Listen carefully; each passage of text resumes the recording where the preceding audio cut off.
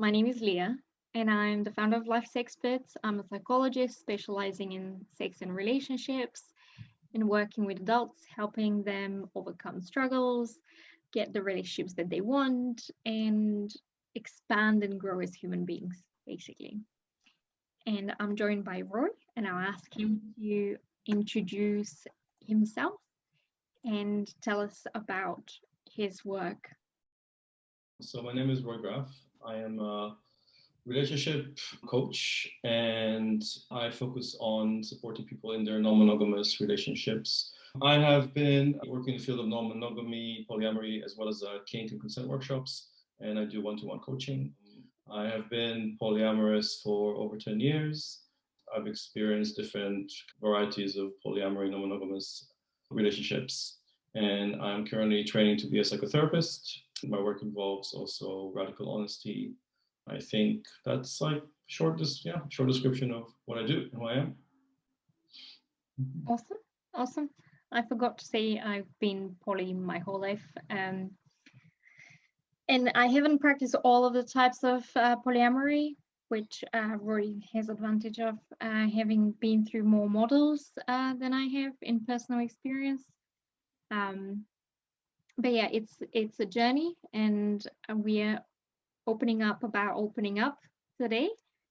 And as we promised in our outline for this event, we're going to talk about how to open up your relationships, how to open the conversation that you want such a relationship with your partners, and also how to disclose to friends and family that you're non-monogamous and that this is your preferred model of relationship.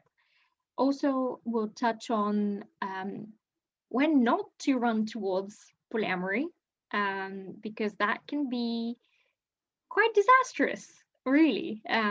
It's not a way to fix your relationships if you're thinking that, just a highlight from now. So please do ask questions. You have a unique opportunity. Two professionals here sitting and happy to answer at your disposal. So ask away. We're talking about two quite different topics, and they do have some overlap, but essentially one is really about, is my relationship at a place where I can bring up a topic like that might be totally radical, totally revolutionary, totally out of left field for my partner. Figuring out how to do it is something that many people on my social media and kind of my clients are asking about, and really struggling with knowing exactly when it's the right time and how to do it in a way that wouldn't scare away the other person, the partner, or even worse, is like lead to the end of the relationship if it's something that is just unacceptable for the partner. And in many cases, they've never discussed it in their relationship up until now, so it can come as quite a surprise. So that's, I think, why I felt it was an important thing to discuss, and something that's not talked about that much in many of the previous workshops I've been involved in. And then I've also had recently quite a few people that message me saying that they really want to be authentic and transparent with their circle of friends or with their family, with their parents, but they're worried that because they're quite conservative or they have very fixed ideas about relationship, that they wouldn't accept it, and that it can lead to alienation and distance from people who are quite close to them, or because maybe they heard them say things that were quite bigoted or closed-minded and they were just concerned. So I had a few people coming to me with those questions, and I thought it's worth putting it all out in a webinar, and just kind of unpacking these topics. I encourage people to share experiences or what brings them in today. I think that for me, I've not had much trouble coming out because I've always been out. I just didn't even know that I'm out. So I think that it's worth to be more cognitive about the structure or how to have these conversations with people, rather than rely on I'll find the right time and just tell them. So what kind of strategies do you think would be worth employing to open up these conversations with our partners, from your perspective? Or I think that one of the most important things is to know that your relationship is stable and close, and you have the right level of communication to make talking about anything difficult something that you feel confident doing.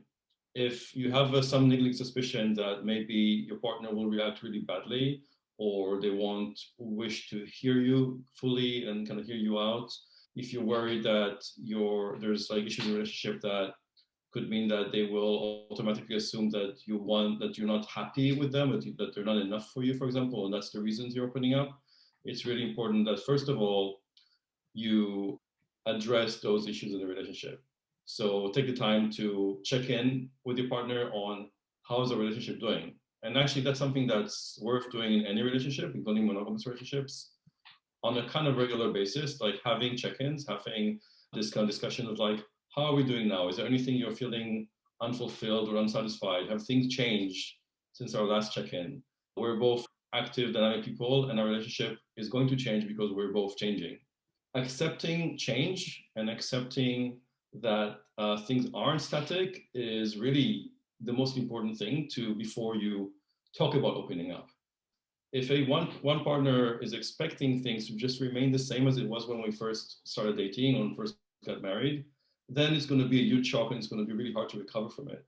But if change is like something that's accepted and growth and adaptation, then at least you'll be able to talk about it as things changing for me. I've wanted one thing years ago.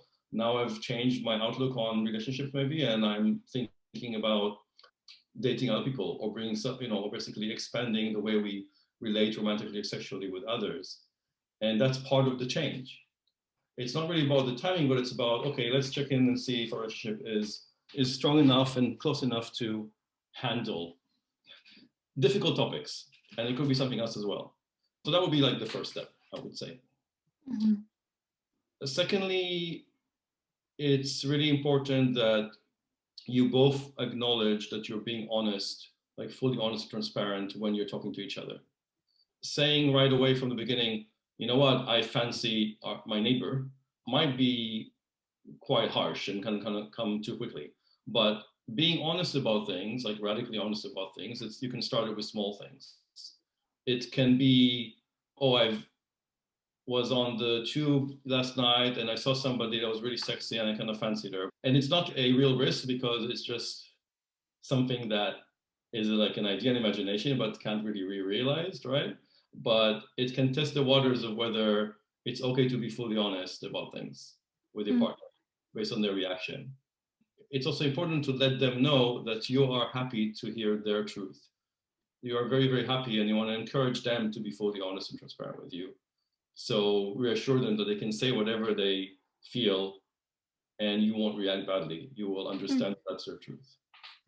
I will add to these 2 points that a lot of people, even if they want to go through that process, these 2 steps, may miss that realistically speaking, they need some really good, solid relationship communication skills to be able to create a safe space for these conversations, to be able to notice the anxiety in the other person and offer reassurance, answer their questions, be able to face the challenges in the conversation itself skillfully with good relationship skills and communication skills.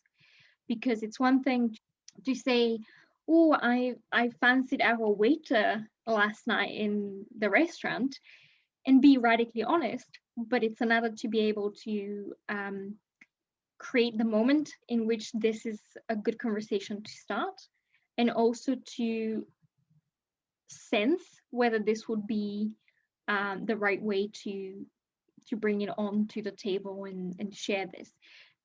The other thing is, I've seen this in a fair amount of people where they're like, I want to be able to go out and sleep with other people, etc., and I want an open relationship. But as soon as the other person says, well, if you are going to sleep with other people, I want the same thing, they go crazy. and very unreasonable, very single-minded in the way that they're not actually happy to hear how you fancy someone else, but they want to tell you about how they fancy this and that and the other person. So there is this need to acknowledge how you feel about them fancying other people, them dating other people, because a lot of people just jump in these conversations not fully aware of how the other person dating others, seeing others, is going to affect them, their self-esteem, their self-worth, their insecurity issues, abandonment issues, and so forth. And that's why on the second point, I would say super important to be able to kind of like reflect on your own experiences of what they're saying and whether your reaction to them is okay and fair. Because if you just lash out and be like, what do you mean you fancy Jimmy? That would just shut the conversation and it would hurt both of them.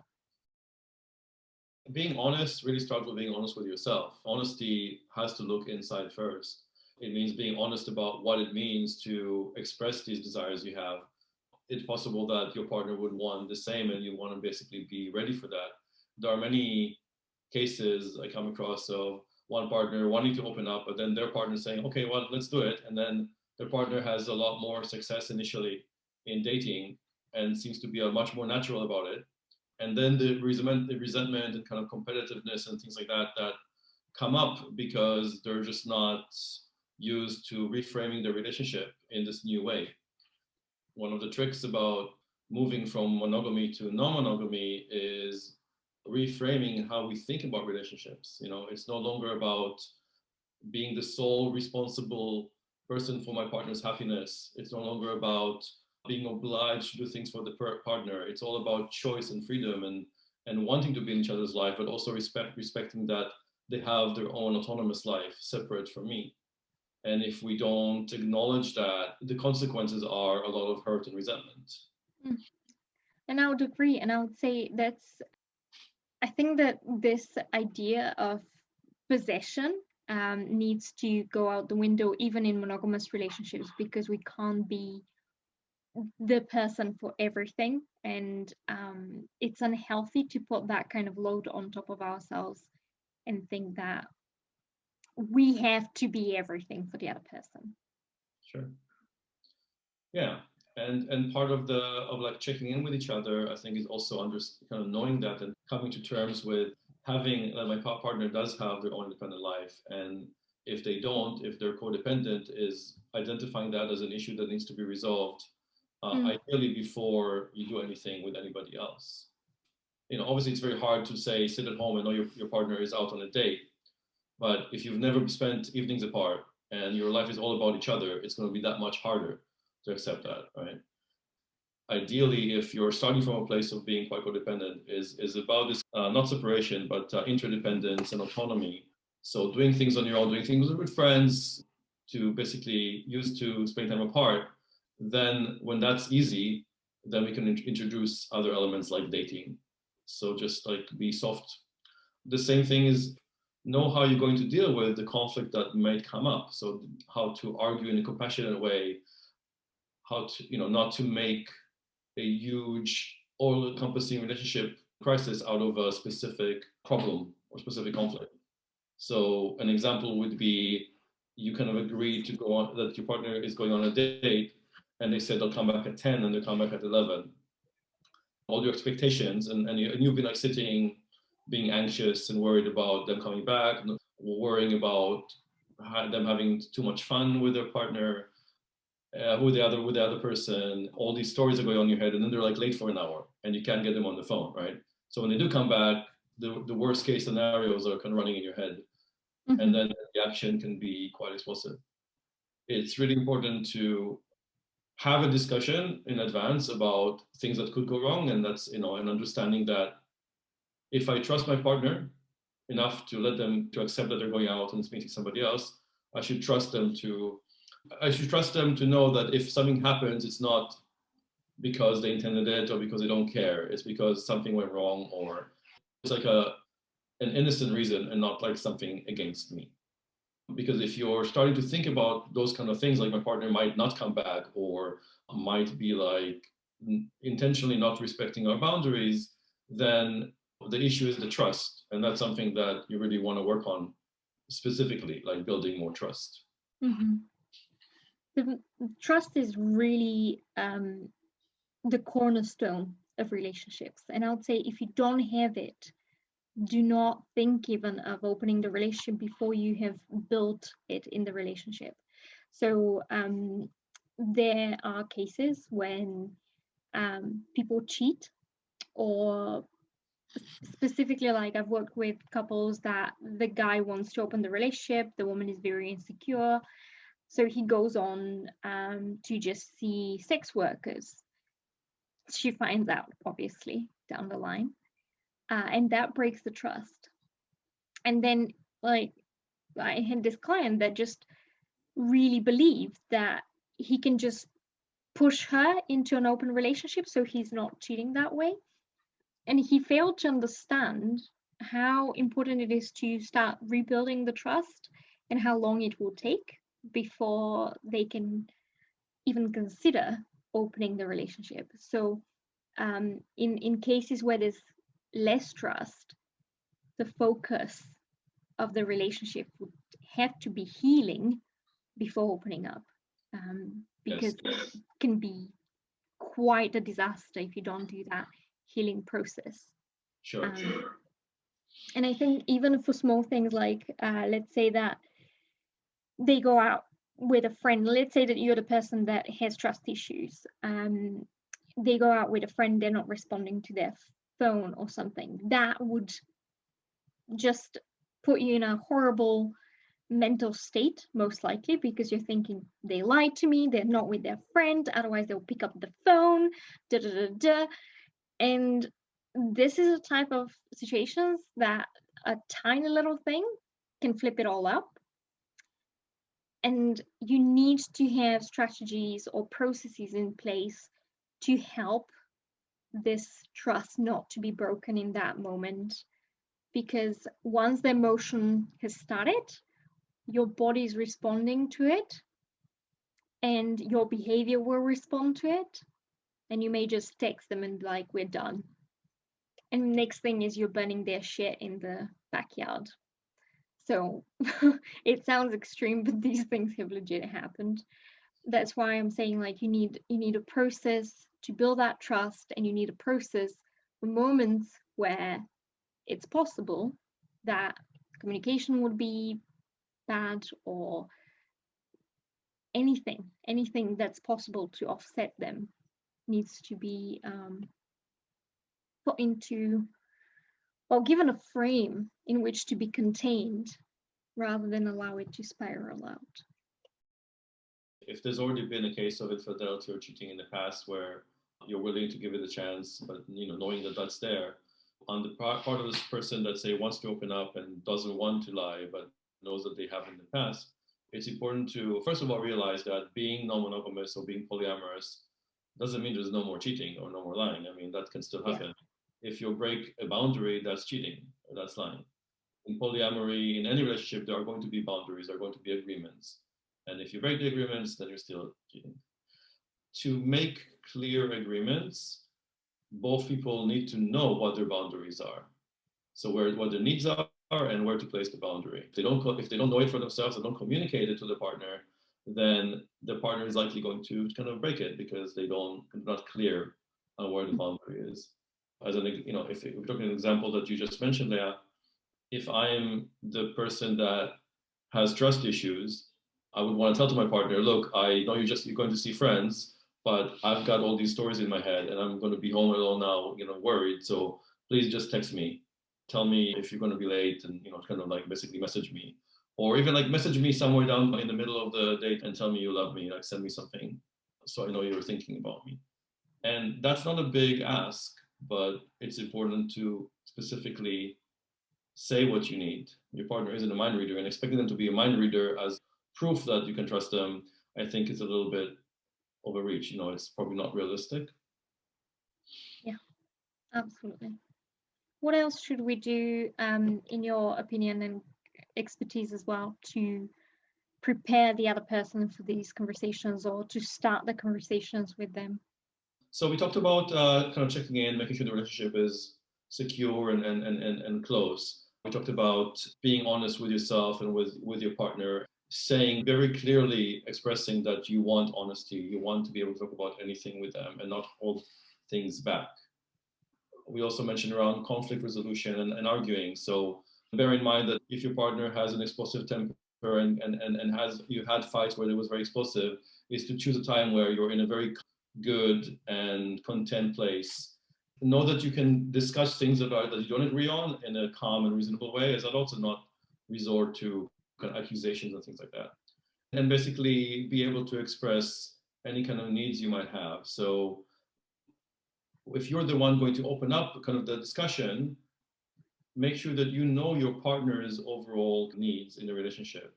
Because if they're not satisfied in some area, if there's a problem where there's a need that's not met, any kind of talk about meeting somebody else, being somebody else, is going to probably hit a sore spot in an insecurity.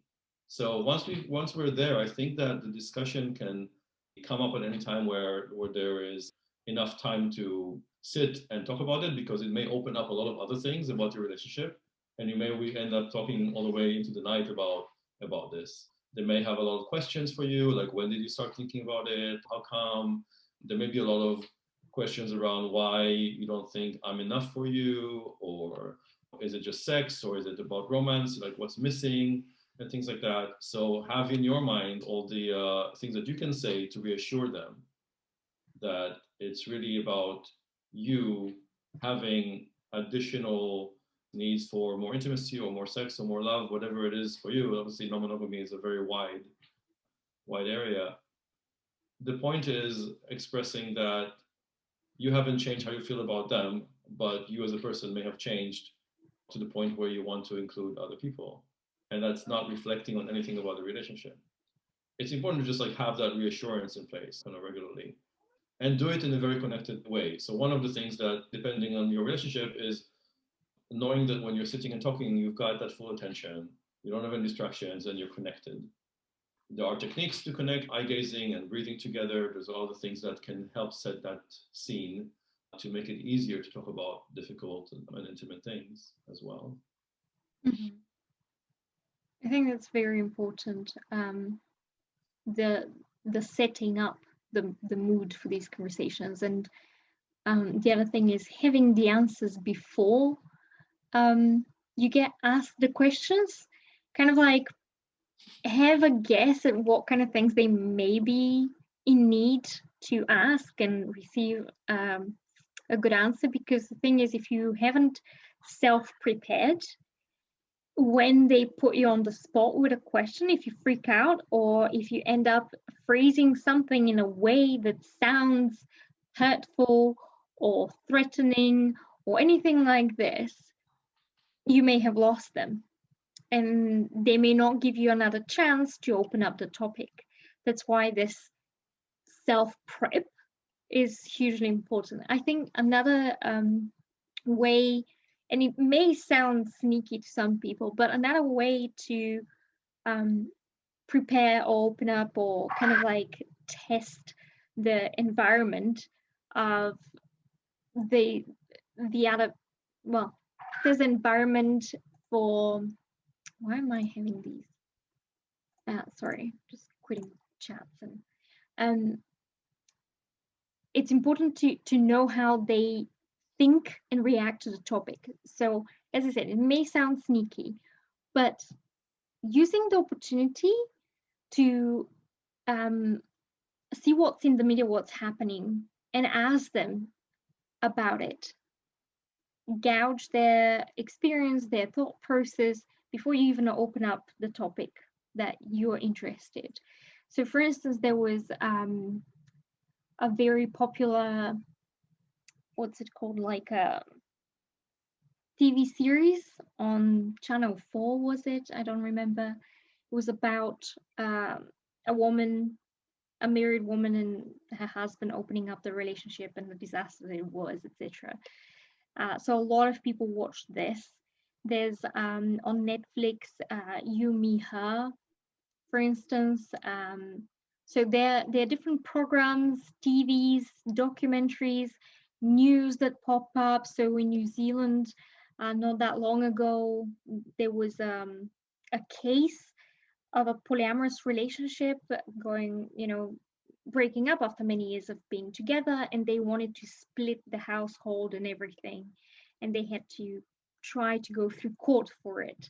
So that became news, and you can see what's happening in the poly news and say, oh, did you hear about this and that, and have a conversation or hear their thoughts and their reasoning before you open up. And obviously leave it a while for it to kind of stay in the past and be forgotten more or less before you bring in that you are interested in this. Because during that period, it may be useful to understand more about them and what kind of issues may come up if you open up about this. So it is more of a, I don't know, I think some people would think it's sneaky. I would think it's strategic, and it's going to help you open up, because it's not an easy topic to open up. A lot of people don't recognize how insecure their partners are, or how ingrained it is in their heads that if they're not providing everything for their partner, then they're worthless, they're going to be abandoned, and that's the end of the relationship. So I don't think that this strategic move is so bad to use. What do you think, Rory? I think often people think that they are secure in a relationship because there was never anything to really seriously challenge that assumption. But if you're throwing something out of left field that totally changes the parameter of what a relationship is for them, then that security can go away very quickly. Underlying issues of anxiety or avoidancy and kind of insecure attachment can all of a sudden come up when they weren't there before. So I think that if you have an idea, at least that you are both changing the framework of what a relationship is through being more exposed to other kind of alternative relationship resources, then that can only be good. And it will make that kind of final discussion about opening up much easier, because you'll have a common framework of talking about those things. One of the things I really found is that polyamory resources, whether it's like films or podcasts or books or blogs, are really good for any relationship, because they talk about what we just discussed. That in polyamory, you have to be transparent, you have to be open about everything, you have to basically communicate your needs very, very clearly. You need to take ownership of your own feelings much more. So those are really helpful tips for any relationship. And maybe if you introduce some of these resources and books to read, not directly as saying, hey, I want us to kind of look at it because I want to be open, but I want to look at it because it can help our relationship be more communicative, more open, more kind of like more healthy, then the change can then come over time, and it will make it much easier. So I think it's a good tip. Mm-hmm. Yeah, I agree with you. Another thing that I would highlight, and I think you touched on it, about communicating to your partner the value they have for you.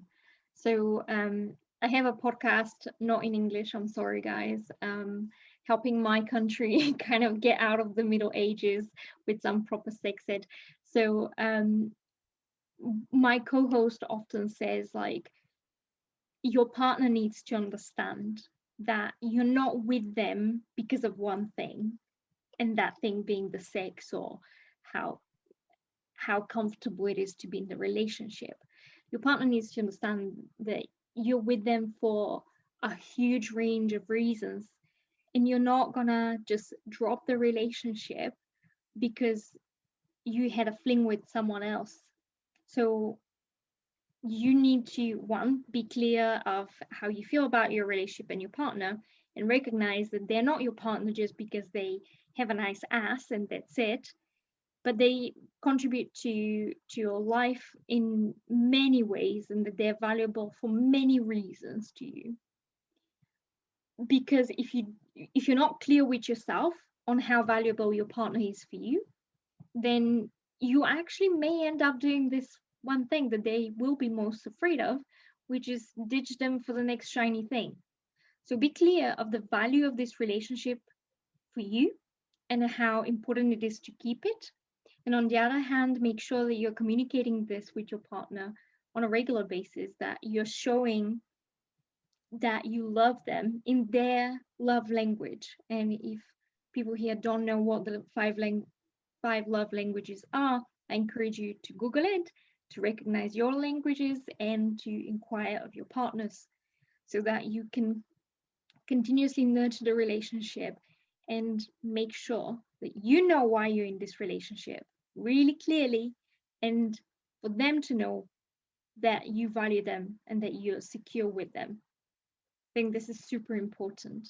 Sometimes the reasons why people want to open up is because there's something missing. There are many reasons to want to open up a relationship.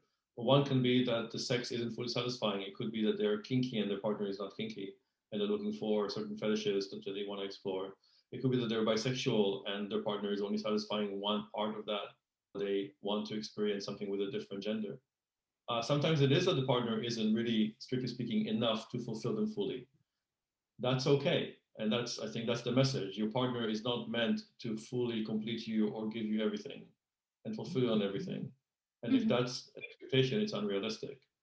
And acknowledging that needs to come before you talk about the fact that they also want something else that isn't provided in the relationship. So that's no longer, it's not going to be a shock if we already acknowledge that we're not meant to satisfy everything for each other. Absolutely. But what you're saying and what I'm saying is in no way in contrast or contradicting each other. All I'm saying is make sure that you understand why you value your partner and you want to have an open relationship rather than, oh, I'm just going to run away after the next shiny toy or person. So, absolutely. You might be needing something that they can't provide, and that's fine. And being honest about it is what you should be having, rather than give them this ideal picture that, oh, nothing, you give me everything, and then go be kinky with someone else. That would come out at some point. It will come out, and if you've been lying to them, the emotional damage that you would inflict, no, it's not fair, it's not ethical, it's not what a good person would do.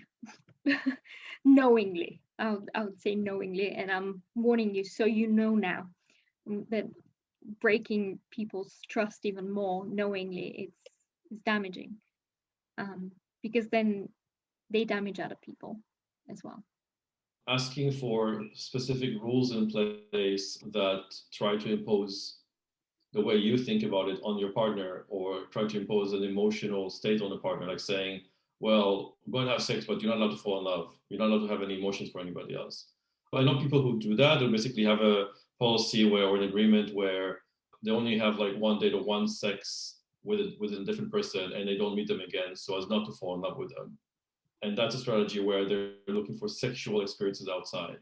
But realistically speaking, if you're going to meet somebody regularly and have sex with them, you can't control the emotions you might develop.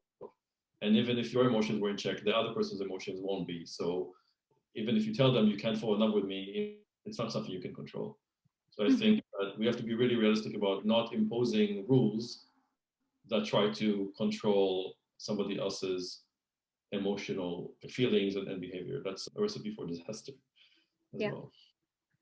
It's really important to understand what you have control over, what can be controlled, and whether the other person is willing to control what can be controlled and what may just go and not be planned and not be able to be contained in any way. So again, super important point that you made. Absolutely. To include people and ask folk, have you made mistakes by opening up and maybe not putting these things in place that me and Roy are discussing tonight?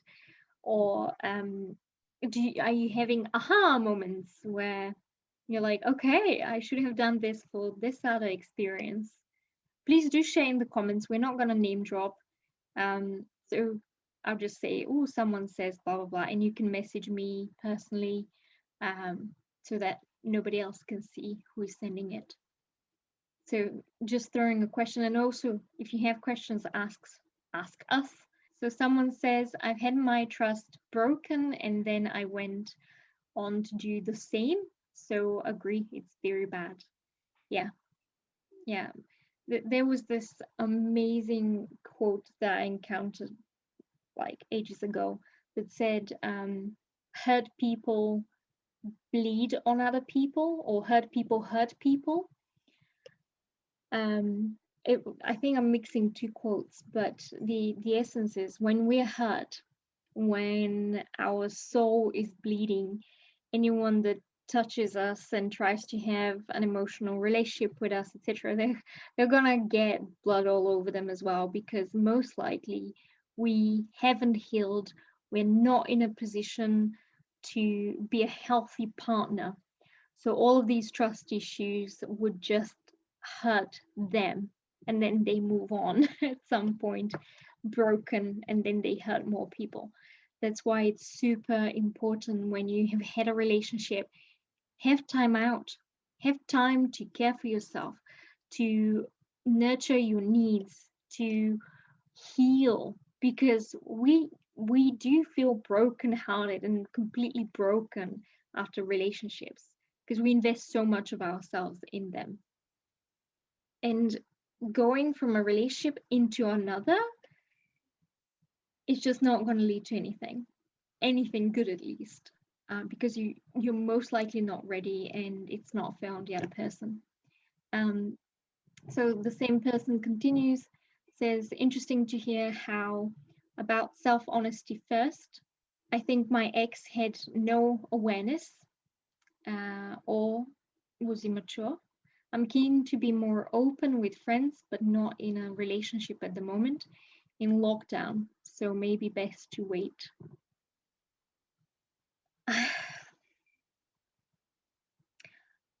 On the last point about the openness and lockdown, etc., I would say, if you feel secure in those relationships, if you feel that there will be understanding, yes, prep the ground, and we'll discuss this with Roy.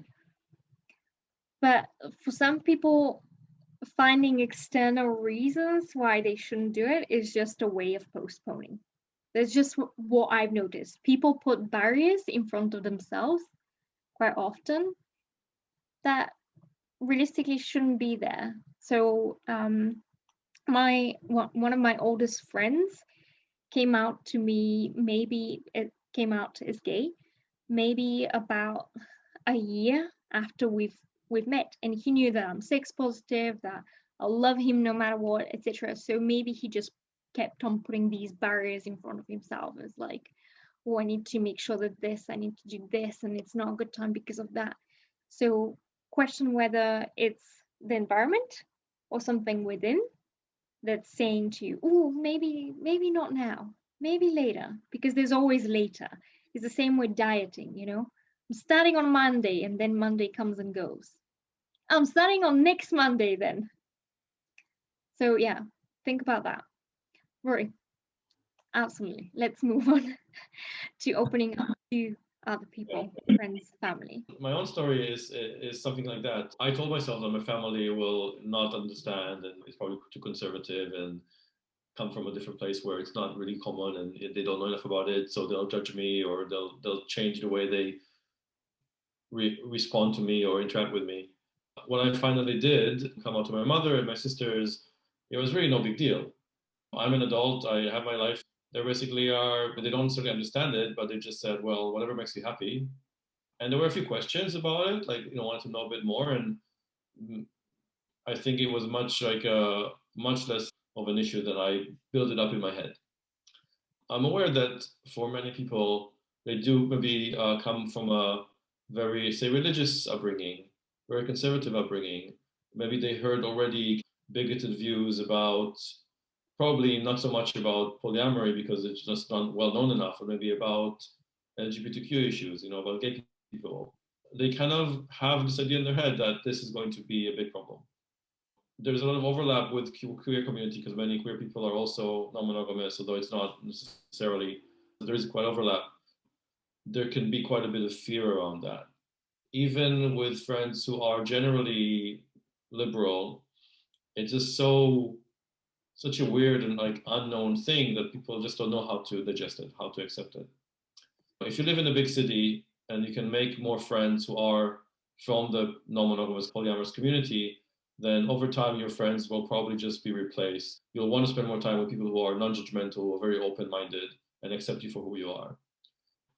At the end of the day, the people who are in your life, who you grew up with, maybe are close friends, kind of long-term friends, they also really, you'd expect them to accept you for who you are. And if this is who you are, and you can't be totally transparent and open about who you are, then really it's very similar to the way you might want to look at your relationship with your partner.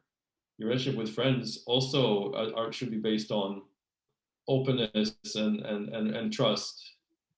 Those same tips and kind of steps we talked about for relationship kind of opening up, you can apply that also with your friends. These friends maybe are similar age and relate to this way of talking and of relating. With parents or maybe older, then that can be more difficult, or with family, because with family there's a lot of emotional baggage that maybe isn't there with friends. So that can be more sensitive. It kind of depends on how you see your identity. For some people, polyamory is really an identity, like being gay. And it's important that people accept them for who they are.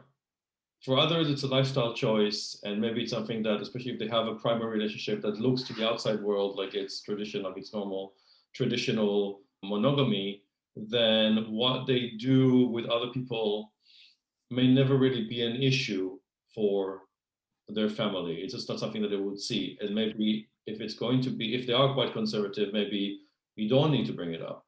The cases where it becomes an issue is, let's say you're in a triad or you're in a throuple, there's three of you now, you want to be able to bring this third person who is part of your relationship for family dinners, for holidays. Your parents know them as a friend. It's important that you are able to show more affection and be more natural with them when you're in the house of your parents. So that's when bringing it up and talking about it is going to be important. And there's always a risk involved, obviously, that your parents will react initially in a negative way. But sometimes after the initial outburst, if you give them enough time and they think about it and they realize that it doesn't change anything about your relationship, then they would probably want to know more about it. They might still feel somehow hurt, but it's really important to show understanding also to like the fact that they grew up in a very different mentality, and be compassionate to their way of thinking, even if you don't agree with it. I think it's exactly what you said before. It's usually we tell ourselves a story that our parents won't be able to understand. They won't accept us. It's challenging our own views about that has to come first. The other thing about opening up to family is that they will, especially to older people, they will have a lot of dumb questions. And yes, some of them questions will be hurtful, and you need to be prepared for that. Some of them may sound like it's offensive to the third partner that you have, or the fourth partner, whatever. But again, it's important to not let this affect you in the moment. Just be mentally and emotionally prepared that you would face such questions that would be hurtful and insensitive or limited. And they're limited because they don't understand. This person that you're talking to has probably zero understanding of what you're talking about. I think that it would be useful and it may save you a lot if you have some materials, like you have curated a learning experience for them and give them that material, like in the form of printouts or a book or something, to say, look, I understand that it's difficult to take in, because some people may need to sit down with you and have these really long conversations, and these can be draining. So it may be useful to say, do you want to know more? Because I've got information for you that you would really appreciate if you go through, and you would understand why I'm saying this, etc. So someone says that's a great idea for the family. And also another comment said, interesting regarding barriers, lots to think about. So another thing, thank you for the comments. Please ask away, comment, share. I really value this, and it brings you in more in the meeting. So do comment and share. There is a book called When Someone You Love Is Polyamorous by Elizabeth Sheff. And that can be a nice Christmas present when you're going to talk to your parents. Yeah. Another thing that I would say about bringing it up with friends and family is through again through media or a storyline or something. So you know that in a hell of a lot of the romantic movies and books, there's always like a love triangle. Have these discussions. Well, why should they choose? Okay, why should be one that's the chosen one? If everybody's in agreement that they're okay to have that relationship with each other, why not have a throuple? You know, it's a thing. So you can even start by debating and discussing, why do we even have this forever popular triangle, love triangle, in movies, in books, etc., and have that kind of discourse and debate with them. Well, can't you love more than one child? You have two of them. Do you love anyone less? Why is it that when it comes to romantic relationships, we say there's a limit to love, you know, but we don't say it to having a limit of how many pets you can love, or how many children you can love, or how many of your brothers and sisters or parents. Like, nobody brings up their child saying you can only love your dad.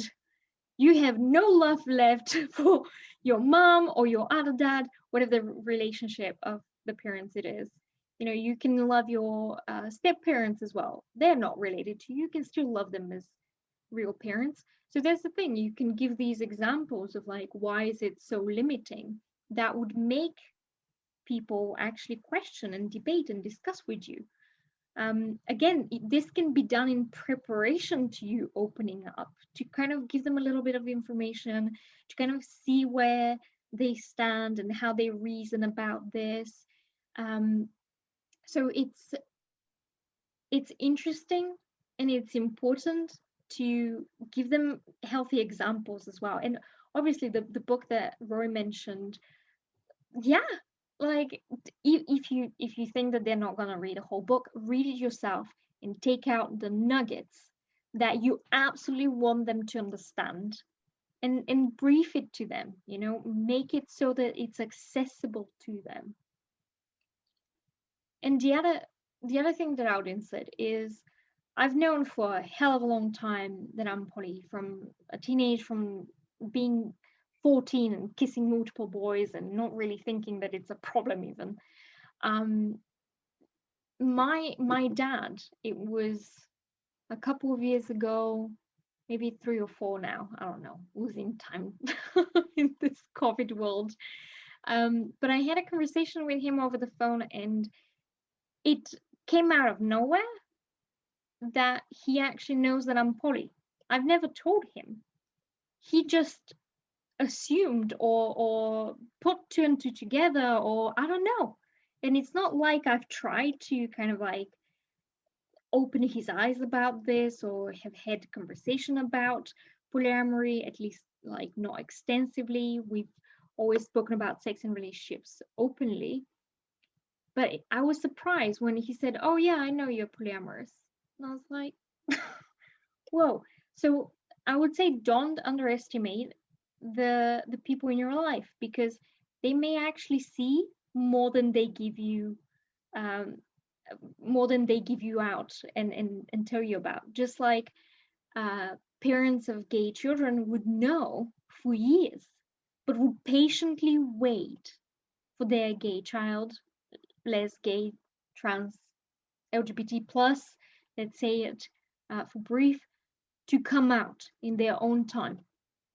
So you may actually have family or friends that already know this about you, or at least suspect it, but they're waiting for you to come out. I had one client with wanting to know how to break out to his mother, to tell his mother that he was poly. I suggested that they go and watch a film together, Professor Marsden and the Wonder Woman.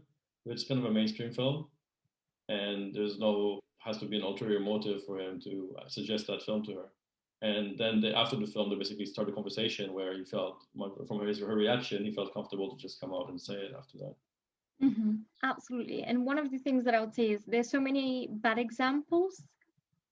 So someone says, this is great with the children. It's like how to open up and speak about loving more than one child.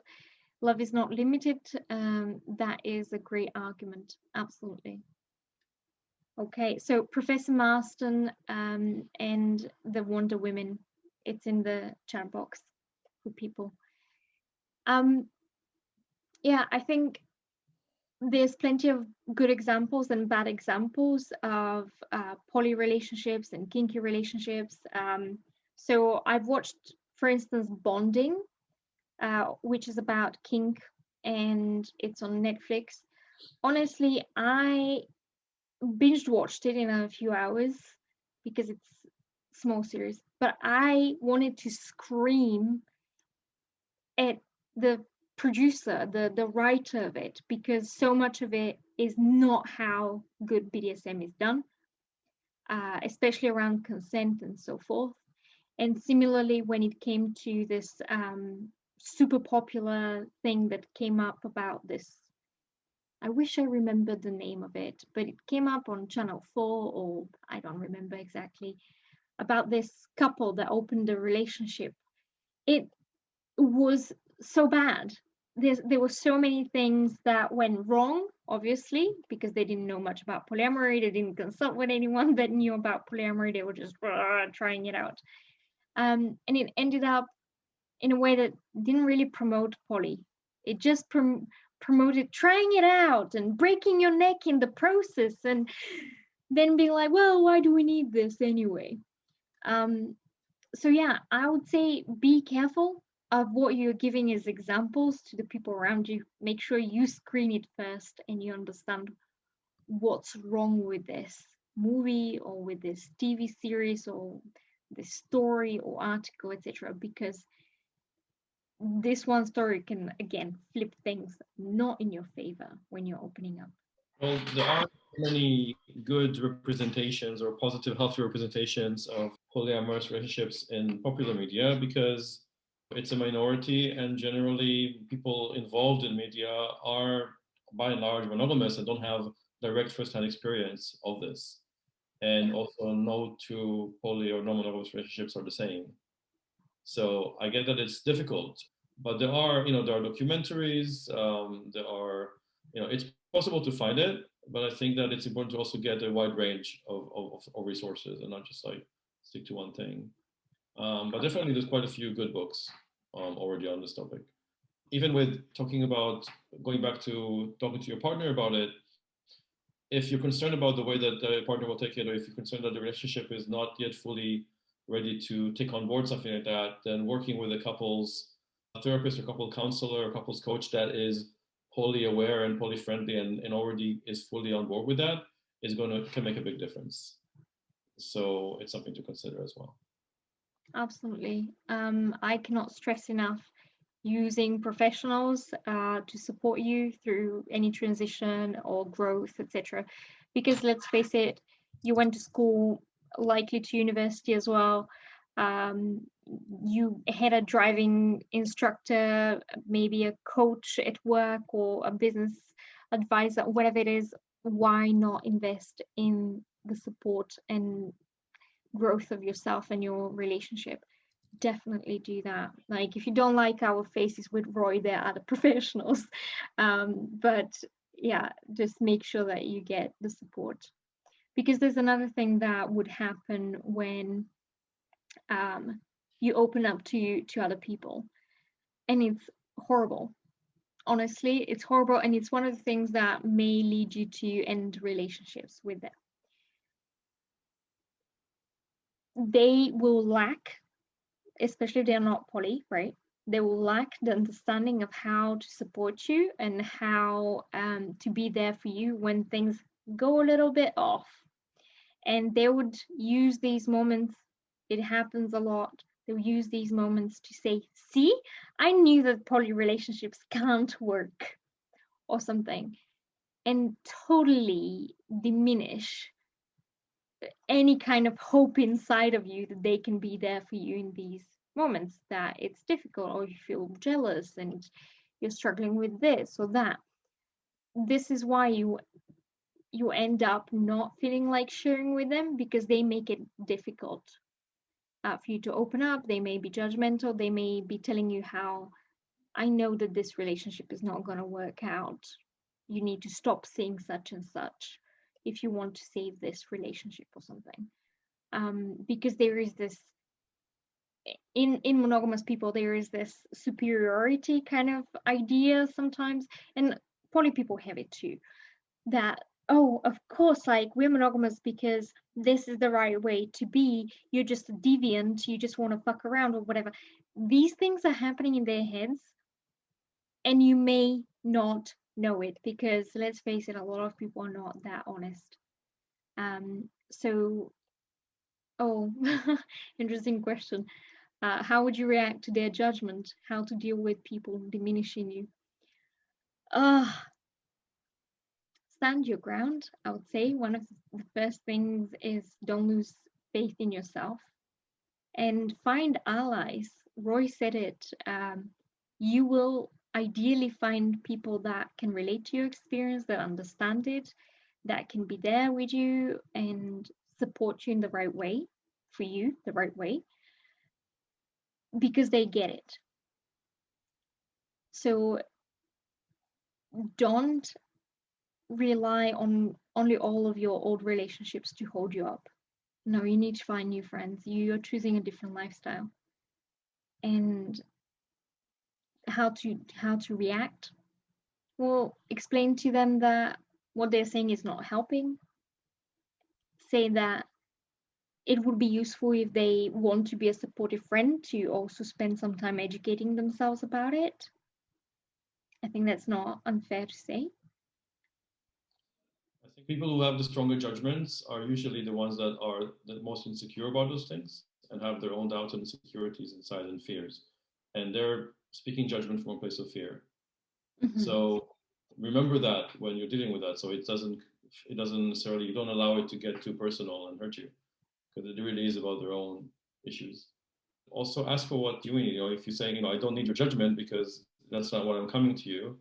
I'm coming for understanding and support. If you can't provide it to me, that's fine. Say you can't provide it, but I have no use for your judgment. Mm-hmm.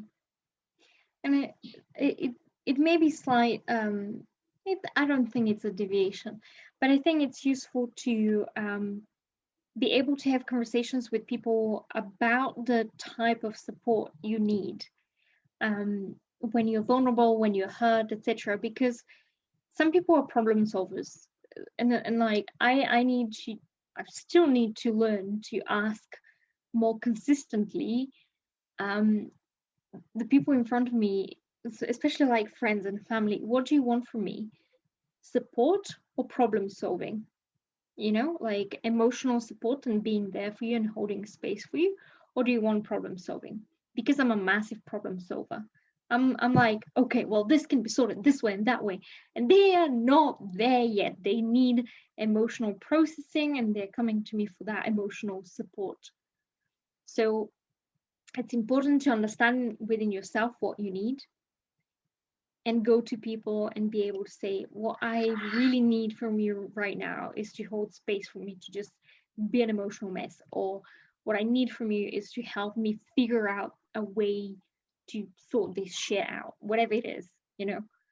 Be mindful of your needs, set the expectation or the need for the person in front of you, even if it's your partner. Say that you've had this moment where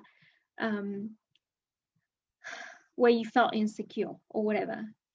It's good to be able to go to them and say, I just need to be an emotional mess right now. Can you support me and hold space for me with this?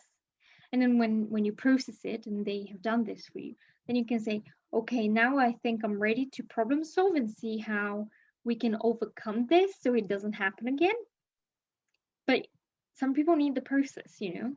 Other people, I'm one of them, would do the emotional processing on their own and then go and be like, I need to solve this problem. I need your support to brainstorm and come up with ideas and ways to resolve it and not let it happen again. So someone says, I love that idea of establishing what type of support is needed. Absolutely, absolutely. Use it. Use it with people. Yeah. Roy, what are you thinking? What else can we add about opening up to people? What about work?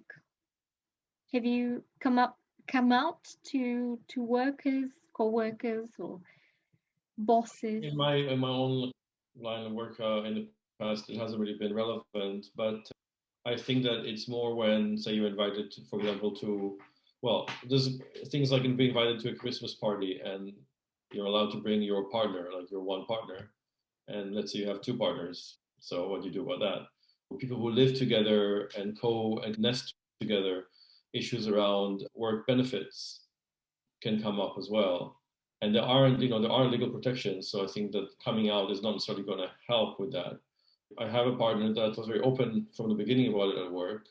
And through that, talking about it, two people in the work came to also say that they are non-monogamous, and they were all like afraid to say anything because they didn't know it was okay to talk about it. And then people being very open and casual about it gave them the permission to just talk and just say it. So that was quite nice. And I think that depending on the environment you work in, it can be pretty easy. It's the same thing, you know. It's about confidence in what you believe in. I think for some people it's harder than others, and what I always say is, if you can come out, even if it's not something that's going to help you or have a benefit, if you can and it won't hurt you, it's good to do it, because the more people do it, the more people talk about it as a normal, natural thing, the easier it will be for mainstream society to accept it. And the easier it will then be for others who are currently afraid of coming out. It'll be easier for them to be able to express themselves. Mm-hmm. And that's really partly why I'm open and doing it very openly, because I feel like it can help, it might help somebody else who's currently worried about how to talk about it. Yeah. We've got a really interesting, good question. Has it ever happened to you that, for instance, someone you know saw you with a partner, but they actually think you're monogamously married or in a relationship with someone else, and they think that you're cheating? What have you done? What would you do if this happens? If I did think that the reaction maybe was such that I could think they might be thinking something is fishy or not kosher is going on, I would likely message them and say, hey, we are non-monogamous and everything I was doing was with the knowledge of my partner. It had happened to some clients who told me about it, you know, and it depends on how much they care about that person's opinion. I guess the weird thing is that we're more likely to turn a blind eye to somebody who we think is cheating than to somebody who says they're openly non-monogamous in society at large. And some cheating is in some cases more acceptable than like being openly non-monogamous, which is just not great, but it is the reality in many cultures. Especially if you're in a small town, a lot of people know each other and there's not many places to go out, it can happen. I don't have personal experience from it, but from some clients that have recounted stories like that, it's often was about like explaining to them what was going on. In a way, being forced to come out in a sense because of that. I think it hasn't happened to me because I'm way too open about it. if it happened to me, I would just, if they confronted me about it and said, oh, I thought you were with Jimmy and now I saw you with this other guy, I'll be like open about it and say I'm poly. Like I have more than one partner. And if you don't trust me, you can message them if you know my partner personally and just check for yourself. If that would set your mind at peace or whatever, I would be open if it I would happened. say that it kind of happened in a way with my daughter because like you were saying before about kids, I peppered a lot of her upbringing with little nuggets, like little seeds of talking about movies we see, and I would basically say she could just date both princes. She doesn't have to choose. I made it so that it's not a strange concept. I wasn't out to her until she was more like an early teens, but she had met one of my partners who she knew as my girlfriend, and then she happened to meet my other partner when she was staying at my place, and I introduced her as a friend. For a while, that was possible because one partner was living out of town and only coming to see me once a month, and it wasn't really a big deal. And my daughter doesn't live with me. I felt conflicted about it for a number of reasons because I think that she was at an age where she can sense things already, and she may already have sensed that what's going on is more than friendship. And then if she's thinking I am cheating on my girlfriend, that's worse than telling her the truth. I don't want to model her somebody who is lying to a partner. There's also just modeling honesty and authenticity to your child. And then the third thing is that the partner that wasn't introduced as my girlfriend is not getting the same. Yeah, she's not part of my life in the way that my official kind of thing girlfriend is, right? Mm-hmm. I had a number of reasons to basically decide that would be the time to talk to my daughter and explain to her what's going on. And indeed, when I did say to her, she was just, I knew it. I knew there was something going on. Like I said, I could sense it. So she did feel that it was more than I let on, and it was therefore a good reason to talk to her openly about it. Mm-hmm. And I think me growing up as a teen, so my parents separated when I was little, but then my dad found a long-term partner. She moved in with us, and they've never, like, he's more like open, etc. So he would say these things in front of me. But like when she's been upset with him about something that he hasn't done or hasn't shown up in a way or whatever, he's been honest and he said, like, look, if I don't provide everything, that's because I can't. And if I am not providing everything that you need, I don't mind you fulfilling those needs somewhere else. He has said these things in front of me since I was like 14, 15 years old. So that in itself was a sign that, yeah, you shouldn't be expecting one person to fulfill all the needs. And it was in a way modeling that this is an awareness that we should have, and that he's open to understanding that he can't be everything that his partner needs. So even that kind of communication between them, not even involving me in the conversation, I'm just there in the kitchen peeling potatoes or something, is something that I've passively witnessed. So there are ways about opening up and communicating that are not necessarily directed and involving other people, just through comments or the interaction that you have with this partner, that can be telling of the relationship model or the relationship arrangement or what's permissible and what isn't. And I'll just add one more point about the bosses and colleagues. So in a previous job,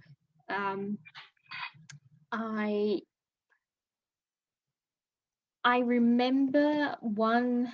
So it didn't come out as like I didn't sit down and explain to my boss or anything, but it was a Friday and I was gonna go to a kinky event on the weekend, and he was like, well, have a nice weekend. Have you planned anything interesting? And I just said, oh, I'm going to a gig in London. And he was like, oh, who are you seeing? And I just used the word gig to, in my head, to basically say like kink event or whatever. Didn't want to necessarily say I'm going to a BDSM event. But I said, I'm going to a gig. And he was like, oh, who is it? And I said, oh, it's not that kind of a gig. And he was like, what kind of a gig is it then? And I was like, are you sure you want to know? Because it's personal. I don't mind sharing, but you need to information filter for yourself. And he was like, yeah, sure. I am even more curious now. And I said, well, I'm going to a BDSM play event. And he was like, huh, oh, that's interesting. Okay. I won't ask you anymore though. Have a good time. And that was it. This is how I came out to a boss, but I knew that he's gonna just smile about it, that he doesn't give a flying fuck, excuse my French, about it. But yeah, he just didn't care. He just wanted to have a nice banter and conversation, and it didn't bother him. But again, this is something that you should be careful about. If you have an Asian boss that doesn't believe in anything that's 21st century, even including cell phones, then don't tell them stuff like that, maybe. But yeah, that's just a tiny story of how I have opened up to a boss. And one time, I think I was in the cafe at work, and the guy asked me, "Oh, do you have a boyfriend?" And I think it was again around St. Valentine's. I said, "Why one? I have two." And he was like, "Oh, okay, well, lucky you then."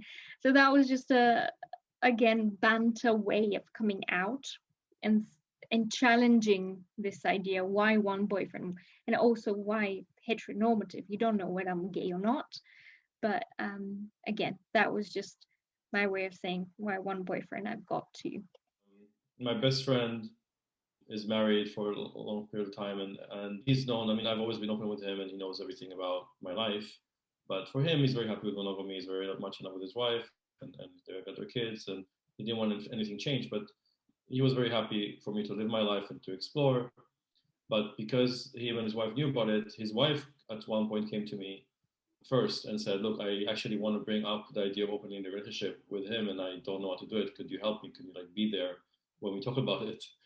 And I ended up basically sitting with them so she can talk to him about this idea. I think it was like fine to do because I knew he's a generally an open-minded guy of talking about things, even though it wasn't something that he felt he could do. And the conversation was very deep and sometimes difficult, but they kind of used me as an information resource to facilitate and answer things that weren't very clear. And ultimately, she was very clear that she wouldn't do anything unless he was okay with it. And he just couldn't. He just didn't want to change the very great dynamic that they were having. Ultimately, that was the decision that they made together.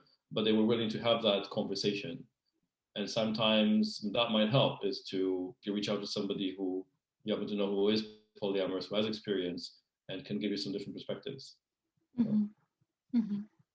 I would argue ideally involve a professional, because asking any poly person to just join in and be a sounding board may not be the best of ideas. They may not know how to hold the space. Just because someone is poly doesn't mean that they're great at managing a situation or being a good sounding board.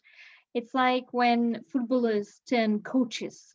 So it's one thing to be running after the ball and to be great at scoring. It's a completely different thing to be managing a team and their expectations and their game, etc.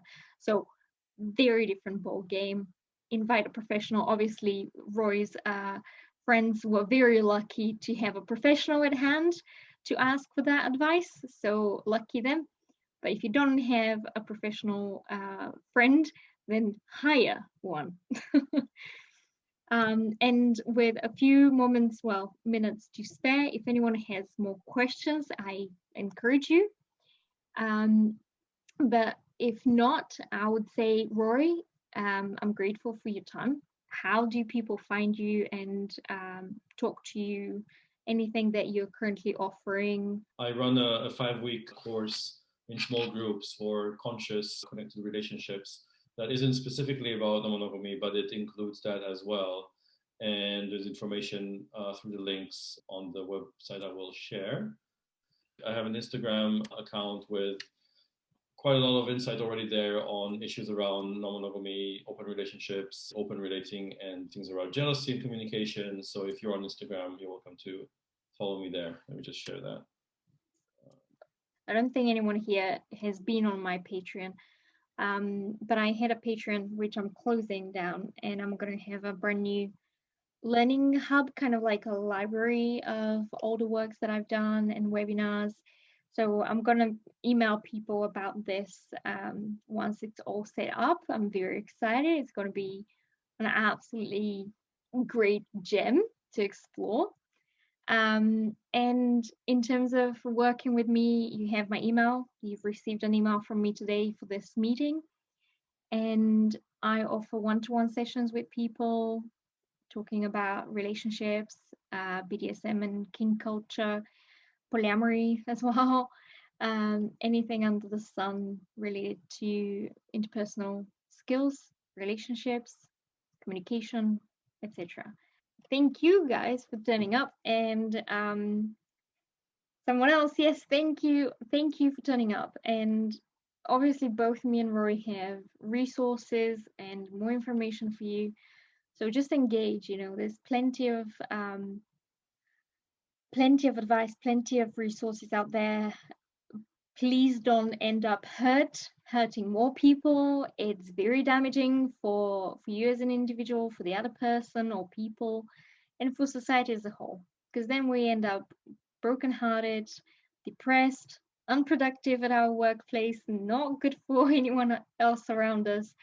It's soul destroying to have bad relationships. So keep growing, keep learning, and engage with us as much as you want, because we welcome you to do so, and we love it, right? Yep. Absolutely. Any final words from you, Roy? Well, thanks for the opportunity and great conversation, and I appreciate all your insights as well. And I hope it has been of help in some way and gave some insights and some encouragement for people to live their best lives. Awesome. I absolutely agreed. Well, keep in touch, folks. Stay on our mailing list and engage at our future events. You're more than welcome. And in the meantime, as I like saying, be good or be bad in a good way. So have a good night. Thank you for tonight. Stay awesome. I'll see you soon. Bye.